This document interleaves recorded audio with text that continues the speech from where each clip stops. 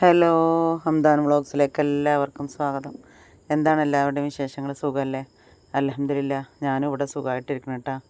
അപ്പോൾ ഇന്ന് ഞാൻ നിങ്ങളുമായിട്ട് ഷെയർ ചെയ്യാൻ വന്നിട്ടുള്ളത് നമ്മൾ കോഴികൾക്ക് ഉണ്ടാകുന്ന അസുഖങ്ങളെ പറ്റിയിട്ടോ അല്ലെങ്കിൽ അങ്ങനത്തെ ഒരു ടിപ്സും ആയിട്ടോ അല്ല കേട്ടോ ഇന്ന് ഞാൻ വന്നിട്ടുള്ളത് നമുക്കെല്ലാവർക്കും ഉണ്ടാവില്ലേ, ഓരോ ബിസിനസ്സിലേക്ക് ഇറങ്ങുമ്പോൾ നമുക്ക് അവിടെ ഉണ്ടായിട്ടുള്ള സങ്കടങ്ങളും സന്തോഷങ്ങളൊക്കെ ഒരുപാട് ആളുകൾക്ക് പറയാനുണ്ടായിട്ടുണ്ടാവും.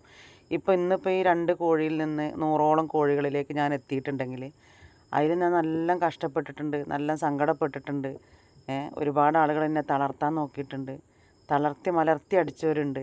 പക്ഷെ അവിടെ നിന്നൊന്നും ഞാൻ അവർക്കൊന്നും ഞാൻ മുഖം കൊടുക്കാതെ ഇതിൻ്റെ ഒരു പാഷനാണെന്ന് തന്നെ വേണമെങ്കിൽ പറയാം. അങ്ങനെ അതിൽ നിന്നൊക്കെ മുന്നോട്ട് വന്ന് 2 കോഴിയിൽ നിന്ന് തുടങ്ങി ഇന്ന് ഞാൻ 100-ലധികം കോഴികൾ ഞാൻ വളർത്തി കൊടുത്ത കോഴികളൊക്കെ നോക്കുകയാണെങ്കിൽ 2000, 3000, 4000 കോഴികളുണ്ടാവും. അവരൊക്കെ വളർത്താൻ ഞാൻ കുറേ കഷ്ടപ്പെട്ടിട്ടുണ്ട്. അതൊക്കെ പറയുകയാണെങ്കിൽ എനിക്ക് ഇന്നും വിഷമമാണ്. അപ്പോൾ ഞാൻ ഇതിലേക്ക് വരുന്നവർക്ക് അതിൻ്റെ ഗുണങ്ങളും ദോഷങ്ങളും കൂടി ഞാൻ പറഞ്ഞു തരാം കേട്ടോ. ഞാൻ ആദ്യം തുടങ്ങിയത് ഞാൻ പറഞ്ഞിട്ടില്ലേ, 2 കോഴികളിൽ നിന്നാണ്. ആദ്യം ഞങ്ങൾക്ക് പഴയൊരു പെര ഉണ്ടായിരുന്നു, അതിൽ ഞാൻ കോഴീനെ വളർത്തിയിരുന്നു. അത് എപ്പോഴും കോഴീനെ വളർത്തി കഴിഞ്ഞാൽ അതിങ്ങനെ ചത്ത് പോവുമായിരുന്നു. അപ്പോൾ എനിക്ക് തോന്നുന്നത് സ്ഥാനം നോക്കാണ്ട് കോഴിക്കൂട് വെച്ചതുകൊണ്ടാണ് തോന്നുന്നു കേട്ടോ. പിന്നെ ഞാനത് അങ്ങനെ ഇട്ടു. പിന്നെ ഞങ്ങൾ പഴയ പെര പൊളിച്ച് പുതിയ പെര കയറ്റി. അതിൻ്റെ ശേഷം ഞാൻ പറഞ്ഞില്ലേ, പിന്നെ എനിക്കെൻ്റെ മോള് ഗർഭമുണ്ടായിരുന്നപ്പോൾ, മൂത്ത മോനെ ഗർഭമുണ്ടായിരുന്നപ്പോൾ അവൾക്ക് കോഴിമുട്ട കൊടുക്കാൻ വേണ്ടിയിട്ട് വീണ്ടും ഞാൻ, അപ്പോഴും എൻ്റെ മനസ്സിൽ ഈ കോഴിയാണല്ലോ, അപ്പോൾ അങ്ങനെ വീണ്ടും ഞാൻ 2 കോഴീനെ മേടിച്ചിട്ട് അങ്ങനെ ഞാൻ കോഴീനെ വളർത്തുകയാണ് ചെയ്തത്. ആ കോഴീനെ വളർത്തുന്ന സമയത്തൊന്നും നമ്മളിങ്ങനെ ഏരിയ തിരിച്ചിട്ടും കോമ്പൗണ്ട് തിരിച്ചിട്ടൊന്നുമല്ല ഞാൻ കോഴീനെ വളർത്തിക്കൊണ്ടിരുന്നത്. ഇന്നും ഇതൊക്കെ പറയുമ്പോൾ എനിക്ക് സങ്കടമാണ് കേട്ടോ. പക്ഷേ അതിലൊന്നും ഞാൻ തളർന്നില്ല എന്നുള്ളതാണ് സത്യം. അപ്പോൾ ഇങ്ങനെ നമ്മളെ പറമ്പ് ഒഴിഞ്ഞിട്ടാണല്ലോ കിടക്കുക. അങ്ങനെ എല്ലാ പറമ്പിലും പോയിട്ട് കോഴികൾ ചിക്കി ചകഞ്ഞ് തിന്നിട്ടാണ് കേട്ടോ അങ്ങനെ കോഴികൾ വളർന്നിരുന്നത്. അന്നും ഓരോ മുറുമുറുപ്പ് ഇങ്ങനെ പറയുമെങ്കിലും ഞാനങ്ങനെ ശ്രദ്ധിക്കൂല കേട്ടോ. എനിക്കിങ്ങനെ കേൾക്കുമ്പോൾ അങ്ങനെ വിഷമം തോന്നുമെങ്കിലും ഞാൻ അങ്ങനെ ഒന്നും പറയുണ്ടായിരുന്നില്ല, പറയൂല, ഒന്നുമില്ല, ഞാൻ ശ്രദ്ധിക്കൂല. പിന്നെ അങ്ങനെ ഈ കോഴികളൊക്കെ ഇങ്ങനെ അട വെച്ച് വിരിഞ്ഞുണ്ടായപ്പോൾ ഒരു അത്യാവശ്യം 10 കോഴികളൊക്കെ ആയി തുടങ്ങിയപ്പോഴത്തേനും ഇത് ഭയങ്കര പ്രശ്നമായി കേട്ടോ. കോഴികൾ വരികയാണ്, അത് തിന്നുകയാണ്, ഇത് തിന്നുകയാണ്, അങ്ങനെ ചെയ്യാണ്, ഇങ്ങനെ ചെയ്യാണ് എന്നൊക്കെ പറഞ്ഞിട്ട് പിന്നെ നമുക്ക് ഭയങ്കര പ്രഷറായി.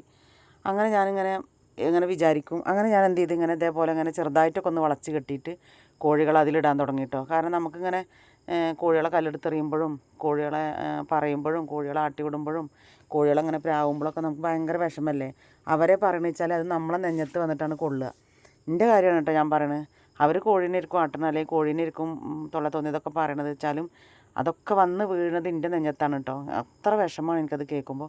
അങ്ങനെ ഞാൻ അതൊന്നൊക്കെ ഇങ്ങനെ ചിന്തിക്കും, എന്ത് ചെയ്യാൻ പറ്റും, ഇവരെ ഇനി എങ്ങനെ വളർത്താൻ പറ്റും, അങ്ങനെ എന്തൊക്കെ ചെയ്യാൻ പറ്റും ഇങ്ങനെ ചിന്തിച്ച് പിന്നെ നമ്മളടുത്ത് അതിനുള്ള പൈസയൊന്നും ഇല്ലല്ലോ. നമ്മളൊക്കെ ഒരു മിഡിൽ ക്ലാസ് ഫാമിലി അല്ലേ, നമ്മളടുത്ത് അതിനുള്ള പൈസയൊന്നും ഇല്ലല്ലോ.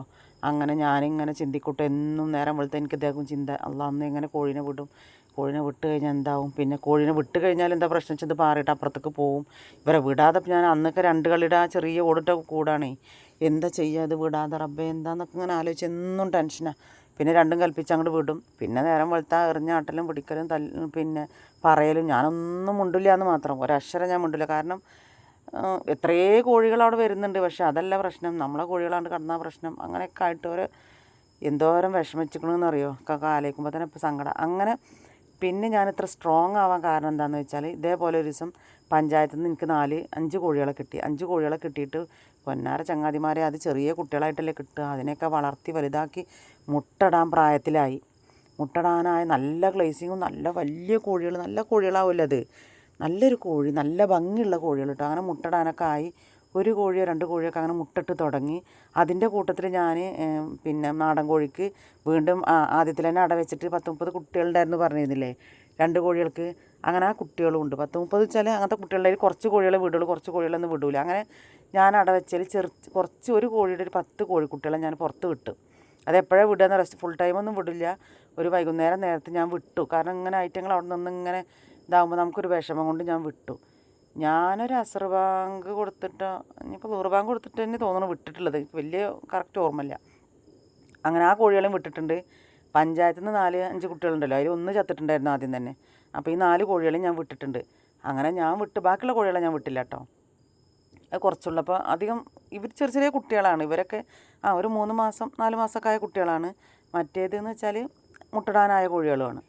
അങ്ങനെ നമ്മളിതൊന്നും ആലോചിക്കണില്ലല്ലോ. അങ്ങനെ നമ്മൾ കോഴിനെ വിട്ട് പടച്ച റബ്ബേ, കോഴിനെ വിട്ടൊരു കുറച്ച് നേരം, ഒരു വൈകുന്നേരം പിന്നെ ഒരു 5 മണിയൊക്കെ ആവാൻ നേരത്തോടോ എൻ്റെ 10 കോഴികൾ ചത്തു വിഷം വെച്ചിട്ട്. എന്തെന്നാ പറയണ്ട. അതിലാ മുട്ടയിടുന്ന കോഴി, അതേപോലെ നല്ല പൂവൻ കോഴികൾ, നല്ല പെടക്കോഴികൾ, എന്തെന്നാ പറയുക റബ്ബേ. ഞാനുണ്ട് അന്നൊക്കെ കുറച്ച് കരഞ്ഞിട്ട്, പടച്ച റബ്ബേ ഞാൻ എന്തോരം കരഞ്ഞിക്കണമെന്നറിയോ. 10 കോഴികൾ. എൻ്റെ മക്കൾക്കും വിഷമം, എൻ്റെ മക്കൾക്ക് ഇങ്ങനത്തെ ഒരു വിഷമം പറയാമല്ലോ. ഞാൻ എൻ്റെ ഹസ്ബൻഡിനോട് പറഞ്ഞിട്ട് എൻ്റെ ഹസ്ബൻഡിനും വിഷമം. അങ്ങനെ 10 കോഴികൾ നമ്മുടെ അടുത്ത് വന്നിട്ട് നമ്മളെ കാലിലോട്ടിൽ വന്നിട്ടാണ് ചത്തിക്കണതേ. പാവങ്ങൾ വേഗം കൂട്ടിൽ കയറാൻ വരികയാവും. അപ്പോഴത്തേനും ചത്ത്. പിന്നെ പിറ്റേ ദിവസം കൂട്ടിൽ വേറെ 2 പൂവൻ കോഴികൾ വേറെയും ചത്തുണ്ടായിരുന്നു. അങ്ങനെ മൊത്തം ഒരു 12 കോഴിയൊക്കെ ചത്തിട്ടുണ്ടാവും. പക്ഷേ ഈ 10 എണ്ണം ഉണ്ടല്ലോ, അവിടുന്നൊക്കെ ഹെടിയെന്നാണ് പറയണത്, ഒരാളോട് സംസാരിക്കണ പോലെ എനിക്ക് തോന്നണതേ. പിന്നെ അപ്പോൾ അവിടുന്നൊക്കെ അവർ വേഗം തിന്നിട്ട്, അവർക്കുള്ള അന്നാണെന്ന് വിചാരിച്ചിട്ട്, അവർക്കുള്ള ഫുഡാണെന്ന് വിചാരിച്ച് അവർ തിന്നിട്ടുണ്ടാവും. അവർ തിന്നിട്ട് എൻ്റെ അടുത്ത് വന്ന് 10 എണ്ണവും ചത്തു. ബാക്കി പിന്നെ മറ്റേ കോഴിയൊക്കെ ചത്തപ്പോൾ എനിക്കുള്ളൊരു വിഷമം എന്താ വെച്ചാൽ, മുട്ടയിടാനായി, നല്ല വലിയ കോഴിയായി. നമുക്ക് പ്രതീക്ഷയല്ലേ, മുട്ടയിടാനാകുമ്പോൾ നമുക്ക് ഭയങ്കര പ്രതീക്ഷയല്ലേ നമ്മളെ കോഴികളെ കുറിച്ചിട്ട്. പിന്നെ ഈ കുഞ്ഞു കുട്ടികളെ കാണുമ്പോൾ തന്നെ ഭംഗിയല്ലേ, 2-3 മാസമായ കുട്ടികളൊക്കെ അങ്ങനെ നല്ല ഭംഗിയല്ലേ കാണാൻ. അങ്ങനെ കരുമയായിട്ട് ഇങ്ങനെ വളർത്തിക്കൊണ്ടിരുന്നതിൻ്റെ ഇടയിൽ 10 എണ്ണത്തിന് ആരോ വിഷം വെച്ചു, അത് ചത്തു. പിന്നെ 2 എണ്ണം നേരം വെളുക്കുമ്പോൾ കൂട്ടിലും ചത്തെടുക്കുന്നുണ്ട്. അങ്ങനെ ഇതാണെങ്കിൽ ഈ 7-7.5 സെൻറ്റ് സ്ഥലമല്ലേ ഉള്ളൂ. അതിൽ ഈ കോഴിക്കോടിൻ്റെ ഈ ഭാഗവും ഒക്കെ കഴിഞ്ഞാൽ നമുക്ക് പിന്നെ മുമ്പാരത്ത് 2 തെങ്ങാണുള്ളത്. എങ്ങനെ ഇപ്പോൾ മുമ്പാരത്ത് കൊണ്ടുപോയിട്ട് നമ്മൾ കോഴികളെ കുഴിച്ചിടുക? എങ്ങാനും ഇപ്പോൾ വല്ല നായ്ക്കളെന്തെങ്കിലും പിന്നെ അതിൽ ഇതായാൽ പിന്നെ അത് സ്മെല്ലാവൂലേ, പിന്നെ റോഡും അല്ലേ. അങ്ങനെ ഞാൻ എൻ്റെ അപ്പുറത്തെ വീട്ടിലത്തെ താത്തണ്ട് കേട്ടോ, അതിനോട് ഞാനിങ്ങനെ പറഞ്ഞു, എൻ്റെ കോഴികൾ ഇങ്ങനെ ചത്തു, ഞാൻ നിങ്ങളുടെ തെങ്ങിൻ്റെ കടക്ക കുഴിച്ചിട്ട് വെച്ചപ്പോൾ അതിനെന്താ സൗദേ, കുഴിച്ചിട്ടോ, അതിനൊന്നും കുഴപ്പമൊന്നുമില്ല എന്ന് പറഞ്ഞിട്ട് ഞാനൊരു കുഴി എടുത്തിട്ട്, ആ കുഴി എടുക്കുമ്പോഴും ഞാൻ കരയാണ്. ഈ 10 കോഴികളെ ഞാൻ ആ കുഴിയിലേക്ക് ഇട്ടപ്പോൾ ഞാനുണ്ട് പടച്ചോനെ കുറച്ച് കരഞ്ഞിട്ട്. ഞാൻ എന്താ ഇപ്പോൾ പടച്ചോനോട് പറഞ്ഞു തരും, ആര് ഈ ചതി ചെയ്തെങ്കിലും അള്ളാഹു ഈ ദുനിയാവിൽ വെച്ച് തന്നെ അവർക്കത് കൊടുക്കട്ടെ എന്ന് പറഞ്ഞു കേട്ടോ. കാരണം എനിക്ക് അത്ര വിഷമം. ഞാൻ എൻ്റെ മക്കളെ കൊണ്ടു നടക്കും പോലെ ഞാൻ കൊണ്ടു നടന്നിട്ട് അവരങ്ങോട്ട് ചത്തപ്പോഴേ, ചാവാന്നൊന്നും എനിക്ക് പറയാൻ തന്നെ തോന്നില്ല. കാരണം അത്രയ്ക്ക് എൻ്റെ മക്കളങ്ങോട്ട് പോയൊരു വിഷമം ആലോചിച്ച് നോക്കണം. എന്തോരം ഞാൻ കരഞ്ഞിട്ട്, ഞാനത് പറയുമ്പോൾ കരയും. എനിക്കത് ഭയങ്കര വിഷമമാണ്. അങ്ങനെ അപ്പോൾ എനിക്ക് മനസ്സിലായി നമ്മളെ കോഴികളെ. അങ്ങനെ പിന്നെ ഞാൻ അന്വേഷിച്ച് നോക്കുമ്പോൾ പറഞ്ഞു, ആരും വെച്ചിട്ടില്ല, അങ്ങനെ വെച്ചിട്ടില്ല എന്നൊക്കെ പറഞ്ഞു. പക്ഷേ എന്നാലും 10-12 കോഴി ഒരുമിച്ച് ചാവണമെങ്കിൽ അത് വിഷം വെച്ചിട്ടില്ലേ ചങ്ങാതിമാർ, അല്ലാണ്ട് ചാവുമോ? അങ്ങനെ ചത്തതിൻ്റെ ശേഷം പിന്നെ എനിക്ക് അങ്ങനെയെങ്കിലും ഞാൻ കോഴി വളർത്തൽ നിർത്തട്ടെ വെച്ചിട്ടാണ് എന്താണെന്നൊക്കെ അറിയില്ല. പിന്നെ എനിക്ക് വാശിയായി. പിന്നെ എനിക്ക് എന്തായാലും ഞാൻ വളർത്തും ഈ മൃഗങ്ങളെ, ഈ അരുമകളെ ഞാൻ വളർത്തും. അപ്പോൾ ഞാൻ എന്ത് ചെയ്തു, ഞങ്ങളുടെ മതിൽ കുറച്ച് പൊക്കത്തിലേക്ക് കെട്ടിയിട്ടുണ്ട്. അപ്പം ഇനി അതിൻ്റെ മുകളിൽ താഴെയുള്ള സ്ഥലം കുറച്ച് കുണ്ടിലാണ്. അപ്പം ഇനി അതിൻ്റെ മുകളിൽ നമ്മൾ കെട്ടിക്കഴിഞ്ഞാൽ ബുദ്ധിമുട്ടാണ്. അപ്പോൾ അതിന് ഭാരം കാരണം അപ്പോൾ ഞാൻ എന്താട്ടി, ഫുള്ള് ഇങ്ങോട്ട് പൈസ ചിലവാക്കിയിട്ട് നമ്മുടെ ടാറ്റയുടെ ഷീറ്റില്ലേ, കമ്പി അടിച്ച് ഷീറ്റ് ഇങ്ങോട്ട് കെട്ടിയിട്ട് അതിൻ്റെ മുകളിൽ കൂടെ ഞാൻ വല അങ്ങോട്ട് ഇട്ട്, ഇപ്പുറത്ത് ഞാൻ ഷീറ്റ് കെട്ടിയില്ല, ഇപ്പുറത്ത് ഞാൻ വല കെട്ടിയിട്ട് നെറ്റ് കെട്ടി. അങ്ങനെ എൻ്റെ ഹസ്ബൻഡ് വന്നപ്പോൾ ഞാൻ ഫുള്ള് അങ്ങോട്ട് ചെയ്യിച്ചു.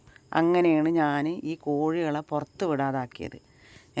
ആയിരിക്കാം അവർക്ക് എന്തെങ്കിലും ബുദ്ധിമുട്ടുകൊണ്ടായിരിക്കാം അവർ അങ്ങനെ ചെയ്തിട്ടുണ്ടാകുക. ചിലപ്പോൾ ആരാ ചെയ്തിക്കണമെന്ന് പടച്ചവനക്ക് മാത്രമേ അറിയുള്ളൂ. എനിക്കറിയില്ല കേട്ടോ അതിൽ ആരാ ചെയ്തിക്കണത്, ഈ വിഷം വെച്ചിക്കണമെന്നൊന്നും. അപ്പം ഞാൻ പറയാം, അപ്പം നമ്മൾ ഒരുപാട് സ്ട്രഗിൾ ചെയ്ത് വിഷമിച്ച് അപ്പോൾ അതിൽ നിന്നുണ്ടായൊരു വാശിയാണ് എനിക്ക്. ഞാൻ കോഴി വളർത്തൽ നിർത്തില്ല, ഞാൻ ഇവരെ വളർത്തും, ഇതിൽ നിന്ന് ഞാൻ വരുമാനം കണ്ടെത്തും. കാരണം എന്താ വെച്ചാൽ ഇവരെ എനിക്കിഷ്ടമാണ്, ഇവരില്ലാണ്ട് എനിക്ക് ജീവിക്കാൻ പറ്റില്ല എന്നുള്ളത് സംഭവം. അപ്പോൾ നിങ്ങൾ കോഴി വളർത്തൽ മേഖലയിലേക്ക് വരുന്നവരൊക്കെ ഉണ്ടെങ്കിൽ ആദ്യം നമ്മൾ ഇങ്ങനത്തെ കാര്യങ്ങളൊക്കെ ശ്രദ്ധിച്ചിട്ട് നമ്മൾ ചെയ്യാണ് കേട്ടോ നല്ലത്. ഇല്ലെങ്കിൽ നമ്മൾക്ക് ഒരുപാട് കരയേണ്ടി വരും, ഒരുപാട് നമ്മൾ വിഷമിക്കും. എന്താ വെച്ചാൽ അതിൻ്റെ വിഷമം നമുക്ക് പറയാൻ പറ്റില്ല. ഇൻഷാ അല്ലാഹ് ഞാൻ വേറൊരു വീഡിയോ ആയിട്ട് വരുന്നുണ്ട് കേട്ടോ. ഞങ്ങളോടൊന്ന് പറഞ്ഞു എന്നേ ഉള്ളൂ.